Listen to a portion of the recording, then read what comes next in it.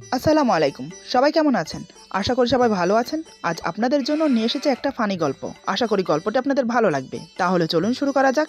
আমার ছেলে আরিয়ান স্টেজে উঠে বলে, পৃথিবীর সবচেয়ে বড় দুলাভাই আমার দুলাভাই, যে আমার মায়ের সাথে রাতে থাকে। এক বিছানায় আমি, মা আর আমার দুলাভাই থাকি। আমাকে ও আমার মাকে আমার দুলাভাই খুব ভালোবাসেন।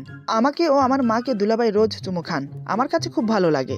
দুলাভাই আর মায়ের কারণে আমি এই পৃথিবীতে জন্মগ্রহণ করেছি।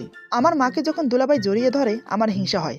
তখন দুলাভাইকে বলি আমাকেও জড়িয়ে ধরতে। আমার কথা মতো তিনি আমাকেও জড়িয়ে ধরেন। আমার দুলাভাই আমি যেটা চাই সেটাই দেয়। এদিকে হঠাৎ আমার ছেলের কথা শুনে উপস্থিত সবাই উঠে দাঁড়ায়। সবাই স্টুপিডের মতন একে অপরের মুখ দেখাদেখি করছে। এদিকে আমি লজ্জায় শরমে অপমানে বেঞ্চের নিচে লুকিয়ে পড়েছি। আপনারাও ভাবছেন তো আমার ছেলে তার দুলাভাইয়ের সাথে আমার স্ত্রীকে জুড়ে কেন কথাগুলো বলছে? ভাববার বিষয়, তাই না? এটাই তো মেন রহস্য এবং মজার বিষয়। আমি বা কেন লজ্জায় বেঞ্চের নিচে লুকালাম, আর দুলা ভাইটাই বা কে, সেটা ক্রমশ প্রকাশ্য। গল্পটা মনোযোগ দিয়ে শুনুন আর হাসুন। এবার চলুন মূল গল্পে। আমার নাম মোহাম্মদ আবিদ রহমান। ফ্যামিলিতে মা, বাবা আর আমার ছোট ভাই। বাবা সরকারি চাকরি করেন। নাম মোহাম্মদ হাসান রহমান। ছোট ভাইয়ের নাম মোহাম্মদ আরিফুল রহমান। এবার ইন্টার সেকেন্ড ইয়ারে পড়ছে। আমি পড়াশোনা কমপ্লিট করে বাবার চাকরিটা করছি 2 বছর হলো। বাবা রিটায়ার হওয়ার পর ওনার চাকরিটা আমি পাই। বাবার চাকরি করছি, ভালো মাইনের বেতন পাচ্ছি, বিয়ের বয়সও হয়েছে। তাই মা বাবা ভালো একটা মেয়ে দেখে বিয়ে দিয়ে দিল। আমার বউটা খুবই সুন্দরী। তারা 5 বোন। আমার স্ত্রী সবার বড়। তাকে আমার বেশ পছন্দ হয়েছিল। প্রথম দেখাতেই তার প্রেমে পড়েছিলাম। বাসর রাতে যখন তাকে বললাম তোমাকে আমার প্রথম দেখাতেই ভালো লেগেছিল, এক কথায় বলতে গেলে তোমার প্রেমে পড়েছিলাম। আমার স্ত্রী গালে হাত দিয়ে বলে, এ মা, প্রথম দেখাতে কারোর সাথে প্রেম হয় নাকি? কই, আমার তো হলো না। আপনি না চাপা মারতে পারেন। আমি ওর হাত ধরে বললাম, না গো না, সত্যি বলছি, তোমার প্রেমে পড়েছি আমি, ভালোবাসি তোমাকে। আমার স্ত্রী বলে, ভালোবাসেন মানে? বুঝলাম না। আমি আমার 2 হাত দিয়ে আমার স্ত্রীর 2 গাল আলতো করে চেপে ধরে বললাম, এমন করে বলছো যেন ভালোবাসার মানে বোঝো না। আমার কথা শুনে আমার স্ত্রী একটু লজ্জা পেয়ে চোখ বন্ধ করে নেয়। আমি বললাম, লজ্জা পেলে তোমাকে আরো সুন্দর লাগে। এটা শুনে চোখ খুলে আমার স্ত্রী আমার দিকে আরো চোখ ছোট ছোট করে তাকায়। এমন করে তাকিয়েছে মনে হচ্ছে সে মানেই বুঝতে পারছে না লজ্জা আসলে কি। আমি বললাম, তোমার কাছে একটা জিনিস চাইবো, দেবে?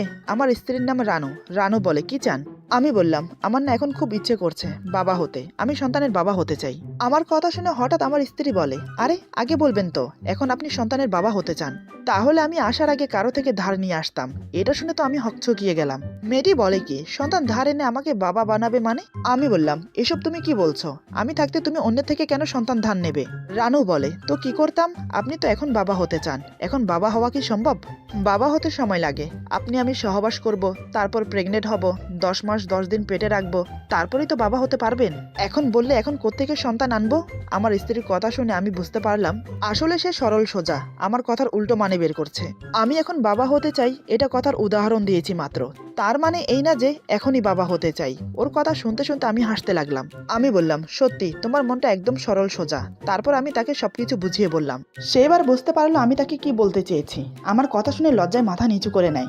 আমি এক হাতে ওর চিবুক উঠিয়ে কপালে একটা চুমু দিলাম। তারপর দুজন 2 রাকাত নফল নামাজ শেষ করে খাটে বসে গল্প করতে লাগলাম। ধীরে ধীরে একে অপরের প্রতি ঘনিষ্ঠ হতে লাগলাম। সেদিন আমরা শারীরিক সম্পর্ক না করলেও একে অপরকে জড়িয়ে ধরে অনেক ভালোবেসেছিলাম।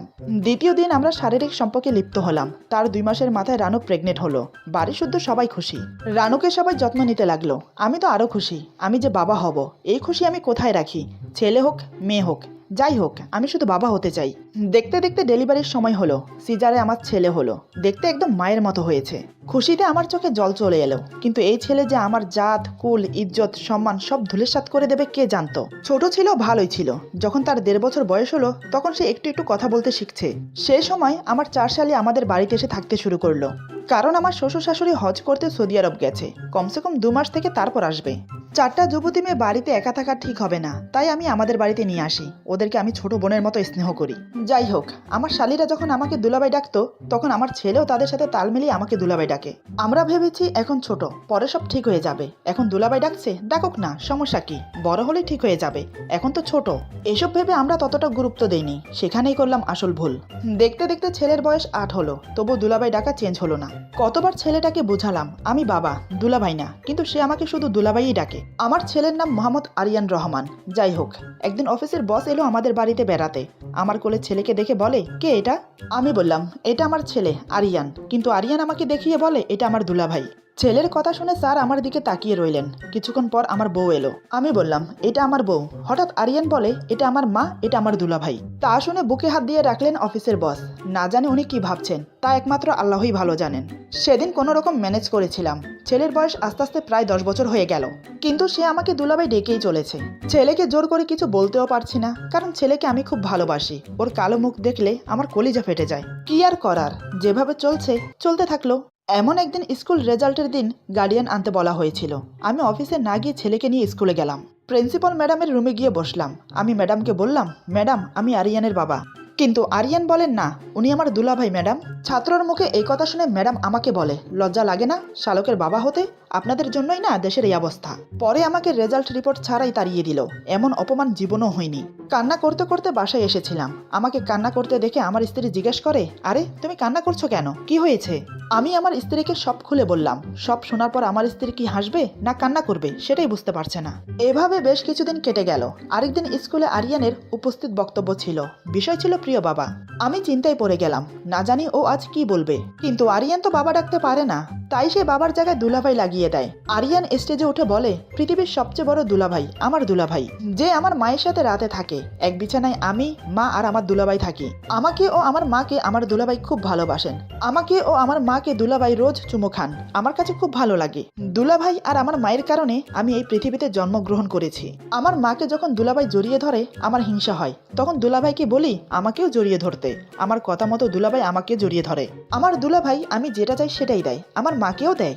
আমার মাকে নিয়ে রাতে দুলাভাই হাত ধরে ছাদে হাঁটাহাঁটি করেন, একসাথে বৃষ্টিতে ভেজেন। আমার দুলাভাই পৃথিবীর সেরা দুলাভাই। আই লাভ ইউ দুলাভাই। তার কথা শুনে স্টেজের সবাই স্টুপিটের মতন হাঁ করে স্ট্যাচু হয়ে দাঁড়িয়ে গেল। আমি বেঞ্চের নিচে লুকিয়ে পড়লাম। স্কুলের মধ্যে মান সম্মান আর কিছু রইল না। ভাগ্যিস সেদিন আমার স্ত্রী যায়নি আমার সাথে, তা না হলে কি যে হতো কে জানে। সেই থেকে আর স্কুলে যেতে পারি না। এভাবে কেটে গেল আরো বেশ কিছুদিন। একদিন রাস্তায় আরিয়ান আইসক্রিমের জন্য বায়না ধরলো। খুব কান্না করছিল। আশেপাশে দোকান না থাকায় কিনে দিতে পারছিলাম না। তখন সন্দেহের দৃষ্টিতে এক পুলিশ এসে জিজ্ঞাসা করলো, এই ছেলেটা কার? আমি বললাম, আমার ছেলে। পুলিশ আমার কথা কনফার্ম হওয়ার জন্য ছেলেকে জিজ্ঞাসা করলো, বাবা এটা কি তোমার বাবা? আমি আল্লাহ আল্লাহ করতে লাগলাম, যদি দুলাভাই ডাকে তাহলে আমার আর কোনো রেহাই নেই। মনে মনে যে ভয়টা পেলাম সেটাই হলো। আরিয়ান বলে, না এটা আমার বাবা না, এটা আমার দুলাভাই। আমি হাঁ করে তাকিয়ে রইলাম। আমি কান্না মিশ্রিত কণ্ঠে বললাম, প্লিজ আরিয়ান সত্যিটা বলো বাবা। আরিয়ান বলে, দুলাভাইকে দুলাভাই বলবো না তো কি বলবো? পুলিশ বলে, ইদানিং এক ক্রিমিনাল দুলাভাই পরিচয় দিয়ে ছেলে ধরে নিয়ে যাচ্ছে, পাচার করা হচ্ছে শালক বানিয়ে। বুঝেছি তুই সেই কুখ্যাত দুলাভাই। আমি বললাম, আমি দুলাভাই না, আমি বাবা, সত্যি বলছি। আরিয়ান রেগে বলে, মিথ্যে কেন বলছো, তুমি দুলাভাই। পুলিশ ঘাড় ধরে আমাকে কুখ্যাত দুলাভাই ভেবে হাজতে নিয়ে গেল। আমাকে বড় কালো লাঠি দিয়ে পিটিয়ে পিছন লাল করে দিল হারামজাদা। হায় রে কি ব্যথা। পুলিশ 2 ঘন্টা মেরে আরিয়ানকে দেখিয়ে বলে, এটা কে? আমি বললাম, এটা আমার ছেলে। কথাটা শুনে দিল আবার 2 ঘন্টা মায়ের। তারপর আবার জিজ্ঞেস করলো। আমি বললাম, আমি বাবা না, আমি এই পৃথিবীর সবার দুলাভাই দুলাভাই। এবার তা শুনে এমন মার দিল যে আমি আর সোজাই হতে পারছি না। শেষে বউ আইডেন্টি রিপোর্ট এনে আমাদের কাবিননামা দেখিয়ে আমাকে ছাড়িয়ে নিয়ে যায়। ছেলের দুলাভাই ডাকার জন্য আমার জীবন জিন্দেগি শেষ। ওই দিন আমার এক বন্ধু ছেলেকে বলে, তুমি কি আবিদের ছেলে? সে বলেন, না উনি আমার দুলাভাই, আমার আম্মুকে বিবাহ করেছেন মাত্র। বন্ধু বলে, বা আবিদ তুই শালিকেও বিবাহ করলি? কথাটা শুনে আমার বুকে চিনচিন ব্যথা করছে। তারপর থেকে এই ছেলেটাকে নিয়ে আমি ভুলেও বাহিরে যাই না। বাহিরে গেলেও সবাইকে শালকের পরিচয় দিতে হয়। শেষমেশ বাংলা স্যার রাখলাম তার দুলাভাই ডাক চেঞ্জ করার জন্য। বাংলা স্যার আমাকে আর আমার ছেলেকে পাশে বসিয়ে পড়াতে লাগলেন, আবিদ তোমার বাবা, দুলাভাই না। কিন্তু আরিয়ান পড়ছে, আবিদ আমার বাবা না, দুলাভাই। স্যার বলে, বাবা দুলাভাই না, দুলাভাই বাবা না। ছেলেও স্যারের সাথে সাথে পড়ছে, বাবা দুলাভাই, দুলাভাই বাবা। স্যার বলে, আবিদ তোমার বাবা বাবা বাবা। আরিয়ান বলে, আবিদ আমার দুলাভাই দুলাভাই দুলাভাই। মেজাজ আমার এতটাই বিগড়ে গেল যে নিজের মাথার চুল ছিঁড়ে বেলমাথা হয়ে গেলাম। দুলাভাই ডাক শুনতে শুনতে দুঃখে মদ খাওয়া ধরলাম। ঘরের সবাই আমার দুঃখ দেখে এক কঠিন সিদ্ধান্ত নিল, সবাই আমাকে বাবা ডাকবে যাতে আরিয়ান শেখে। কিন্তু আমার বউ অনেক সংকোচ করলো, নিজের স্বামীকে কিভাবে বাবা ডাকবে। কিন্তু ছেলের ইহানো আচরণের জন্য বাধ্য হলো। রানু আমাকে বলে, বাবা আমাকে এই মাসের টাকাটা দাওনি যে। শালি আমাকে বলে, আবিদ বাবা আমাকে ঈদের সালামি দাও। দারোয়ান চাচা বলে, আব্বা আমার কিছুদিনের ছুটি দরকার। কাজের বুয়া রমিজা খালা বলে, বাবা আপনার ময়লা কাপড়গুলো দেন ধুয়ে দেই। পাশের বাসার ভাবি এসে বলে, আব্বু 2টা ডিম হবে? আমার বেস্ট ফ্রেন্ড সম্রাট এসে সেও আমাকে ডাক দিল, আব্বু বাইরে আয় তো। তখন আমার বদলে আমার বাবা বাইরে আসে। সম্রাট বলে, আঙ্কেল আপনি না, আবিদ বাবার কথা বলছি। সবার বাবা ডাক শুনতে শুনতে কেউ আমাকে আমার নাম জিজ্ঞেস করলে আমি বলি আমার নাম মোহাম্মদ আবিদ রহমান বাবা। কিন্তু এত কিছু করার পরেও কিচ্ছু হলো না, তবুও আরিয়ান আমাকে দুলাভাই ডেকেই চলেছে। শেষমেশ বড় এক ডাক্তারের কাছে গেলাম আরিয়ানের দুলাভাই ডাক চেঞ্জ করার জন্য। তিনি অনেকগুলো টেস্ট করতে বললেন, blood test, malaria test, diabetes ও হিমোগ্লোবিন টেস্ট করাতে বললেন আরিয়ানকে। করালাম। অনেকদিন চিকিৎসার পরে সে আস্তে আস্তে ভালো হতে লাগলো, কিন্তু এখনও সে আমাকে দুলাভাই বা বাবা কিছুই বলে ডাকেনি। একদিন সে নিজেই ডেকে বলে, তুমি আমার দুলাভাই না। আমি খুশিতে কান্না করে দিলাম। ম্যাজিক ওয়ার্ড শুনতে আমার কান ঝালাপালা করছে, কিন্তু সে আমাকে বলে কি জানেন, তুমি আমার খালা। এটা শুনে আমি ওমাগো বলে অনির্দিষ্ট কালের জন্য কুমায় চলে গেলাম। আমার আর শোনা হলো না বাবা ডাক। আরিয়ানকে নিয়ে এতটাই ব্যস্ত ছিলাম, মাথায় এটা আসেনি যে দ্বিতীয় বাচ্চা নিয়ে বাবা ডাক শুনি। আজকের গল্প এখানে সমাপ্ত। গল্পটা আমার লেখা না, গল্পটা লিখেছেন আজিজুল হক শাওন। গল্প পড়তে পড়তে হঠাৎ তার গল্পটা চোখে পড়লো, তাই আপনাদের সাথে শেয়ার করলাম। গল্পটা আমার কাছে খুব ভালো লেগেছে, জানি না আপনাদের কাছে কেমন লাগবে।